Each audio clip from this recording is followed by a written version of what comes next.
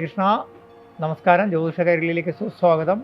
നമുക്ക് ലൈക്കും സബ്സ്ക്രിപ്ഷനും തന്ന് എല്ലാ രീതിയിലും നിങ്ങൾ തരുന്ന ഈ സപ്പോർട്ടിന് എങ്ങനെ നന്ദി പറയണമെന്ന് എനിക്കറിയില്ല. അതുകൊണ്ട് പ്രപഞ്ചശക്തിയുടെ പേരിൽ ഞാൻ നിങ്ങൾക്ക് നന്ദിയും പറയുന്നു. ഒപ്പം തന്നെ എല്ലാ പ്രാർത്ഥനയിലും നിങ്ങളും ഉണ്ടാവും, എൻ്റെ പ്രാർത്ഥനകളിൽ. നമ്മൾ ഇന്ന് വ്യാഴമാറ്റത്തെ പറ്റിയാണ് ചിന്തിക്കുന്നത്. ഈ വരുന്ന ജൂൺ 1-ാം തീയതി രാത്രി 9:50 സർവേശ്വരകാരകനായ വ്യാഴം, ധനാധിപതിയാണ്. സന്താന ഗുണം തരേണ്ടത് വ്യാഴമാണ്.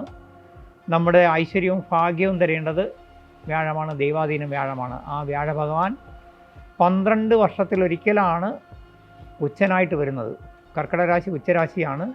അപ്പോൾ വ്യാഴം ഉച്ചരാശിയിലേക്ക് വരുന്നത് കൊണ്ട് തീർച്ചയായിട്ടും എല്ലാ രീതിയിലുള്ള ഐശ്വര്യവും അനുഗ്രഹവും വ്യാഴഭഗവാൻ ചൊരിയും.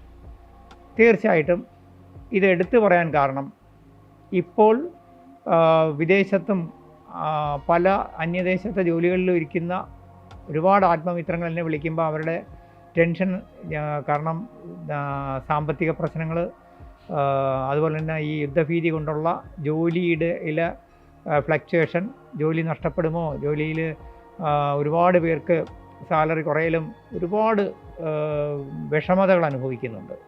അപ്പോൾ ഇതിനൊക്കെ ഒരു പരിഹാരം തീർച്ചയായിട്ടും വ്യാഴമാറ്റത്തോടെ ഉണ്ടാകുമെന്ന് നിങ്ങൾക്ക് പൂർണ്ണമായിട്ട് വിശ്വസിക്കാം. അതിൻ്റെ കാരണം ഞാൻ ഈ പറഞ്ഞു തന്നെയാണ്. കാരണം വ്യാഴം 12 വർഷത്തിലൊരിക്കലാണ് ഉച്ചനായിട്ട് വരുന്നത്.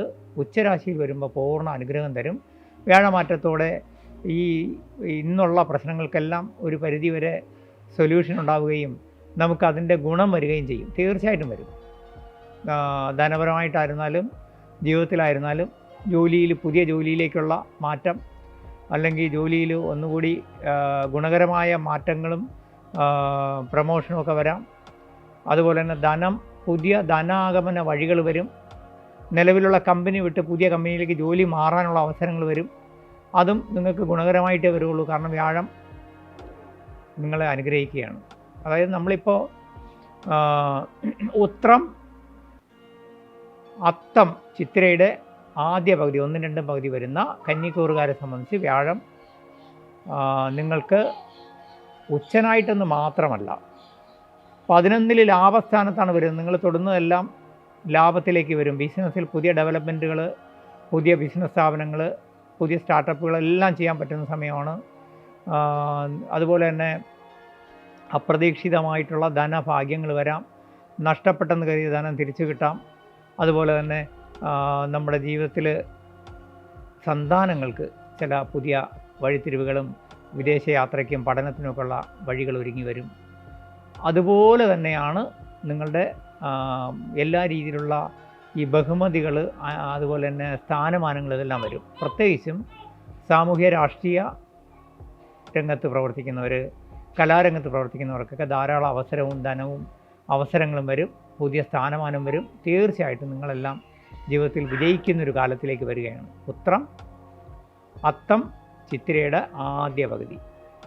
ഇത്രയും പേരും ചിത്തിര ആദ്യ പകുതി മാത്രമല്ല, ഇനിയിപ്പോൾ തുലാക്കൂറായാലും ചിത്തിരയ്ക്ക് സമയം നല്ലതാണ്. ചിത്തിര മൊത്തത്തിൽ ഗുണം ചെയ്യും.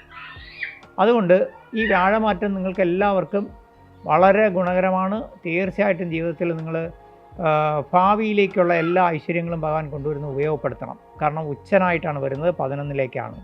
ഭാവിയിലേക്കെന്ന് പറയാൻ കാരണം, പണ്ടുള്ളവർ പറയും സമ്പത്ത് കാലത്ത് തൈ 10 വെച്ചാൽ ആപത്ത് കാലത്ത് കാവത്തെടുക്കാം. അപ്പോൾ ഇപ്പോൾ നിങ്ങൾക്കൊരു സമ്പത്ത് കാലം, ധനവും ഐശ്വര്യവും വരുന്ന കാലം വരുന്നത് ഉപയോഗപ്പെടുത്തണം. എന്തുകൊണ്ടെന്ന് ചോദിച്ചു കഴിഞ്ഞാൽ, അടുത്ത 2027 വ്യാഴമാറ്റം നിങ്ങൾക്ക് അനുകൂലമാവണമെന്നില്ല.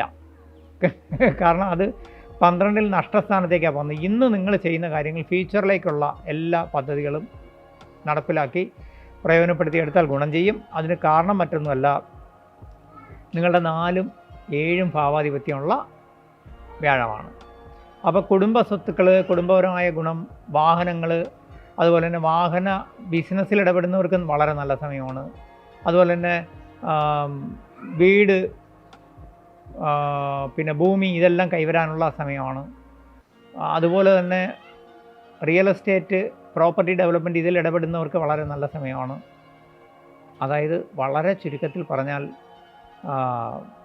ഉത്രം, അത്തം, ചിത്തിര ആദ്യ പകുതിക്കാരെ സംബന്ധിച്ച്, ചിത്തിര 1-2 പാദക്കാരെ സംബന്ധിച്ച് ജീവിതത്തിലൊരു ഒന്നും രണ്ടും അല്ല, ഞാൻ നേരത്തെ പറഞ്ഞ പോലെ ചിത്തിര മൊത്തത്തിൽ ഉത്രം അത്തം ചിത്തിര നക്ഷത്രക്കാരെ സംബന്ധിച്ച് ജീവിതത്തിൽ വിജയിക്കാൻ കഴിയുന്ന ഏറ്റവും നല്ലൊരു സമയം ഭഗവാൻ കൊണ്ടുവരുന്നു. തീർച്ചയായിട്ടും അത് ഉപയോഗപ്പെടുത്തണം. ഒപ്പം തന്നെ നിങ്ങളുടെ 12-ൽ നിൽക്കുന്ന കേതുവിന് പരിഹാരം ചെയ്യണം. 7 കണ്ടകസ്ഥാനത്ത് ശനി ഉള്ളതുകൊണ്ട് വാക്കിലും പ്രവൃത്തിയിലും ക്ഷമ പുലർത്തണം. എല്ലാവരോടും നമ്മൾ നല്ല കാലം വരുമ്പോൾ നമ്മൾ അതനുസരിച്ച് കുറച്ചുകൂടി നല്ലതാവാൻ ശ്രമിക്കണം. ആരോടും ദേഷ്യവും വഴക്കൊന്നും വേണ്ട. നയപരമായിട്ട് നിന്നാൽ ഒരുപാട് ഗുണം വരും. ധനപരമായിട്ട് ഒരുപാട് ഗുണം വരാവുന്ന അവസരങ്ങൾ വരും.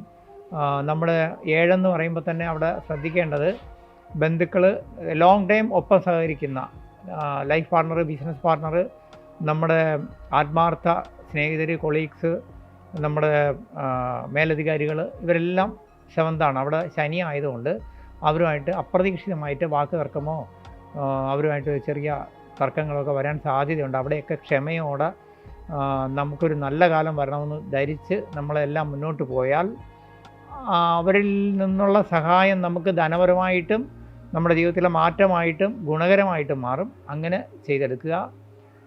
തീർച്ചയായിട്ടും ഈ വ്യാഴമാറ്റം കഴിഞ്ഞ കാലത്ത് നിങ്ങളെ കഷ്ടതകൾ മാറ്റി ഏറ്റവും ഉയർച്ചയിലേക്ക് കൊണ്ടുപോകുന്നൊരു സമയമാണ്. അത് ഉപയോഗപ്പെടുത്തുക.